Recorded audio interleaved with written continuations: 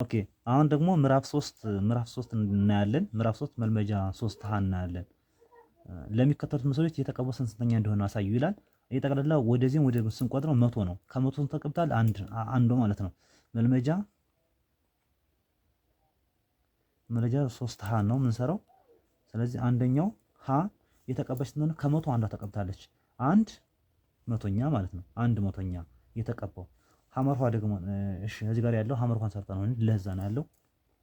ሐመርኋ ማለት ደግሞ የተቀቡትና አረንጓዴ ስንቆጥራቸው እነዚህ ወደ ላይ 10 ነው 20 21 22 23 24 25 26 27 28 29 30 ማለት ነው። 30 ከመቶ 30 ተቀብቷል። 30 መቶኛ ይሆናል ማለት ነው። ለ ደግሞ የሚለው ምንድነው? ለሚለው ደግሞ ምንድነው? እዚህ ጋር ያሳየህ ገባ ይታያል።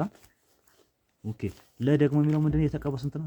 ንገረኝ ሮድ 1 2 3 4 5 አምስታቸው 5 ነው። 10 ጠቅላላ አይደል? የተቀበው ስንተኛ ነው?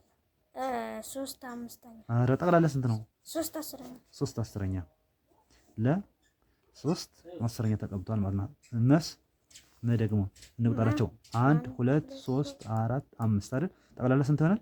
10 1 10ኛ ተቀብቷል ማለት ነው። የተቀበው ስንተኛ? ያልተቀበው ብንባለው ግልብጠን ማሰብ ነው። ያልተቀበው ለምሳሌ እዚህ ጋር ስንት ይሆናል? ያልተቀበው ስንት ነው? 9 10ኛ ማለት ነው። ያልተቀበው 9 10ኛ በቃ እዚህ ጋር ያልተቀበው ስንት ነው? 3 ተቀብቷል። ከ10 3 ተቀብቷል። ያልተቀበው እንጂ 1 2 3 ተቀብቷል። ከ10 3 ተቀብቷል። ያልተቀበው ስንት? 7 10ኛ ነው። ሁለተኛ የሚከተሉት ወደ መቶኛ ክፍል ይለውጡ ይላል። ከነጣ አሁን ሀ ምንድነው የሚለው 0.42 ወደ ክፍል ሲቀየር ምን ከነጥብ በኋላ ሁለት ቁጥሮች አይደል ያሉት ምን ይሆናል ማለት ነው? 1 2 42 ስንተኛ መቶኛ ይሆናል ማለት ነው።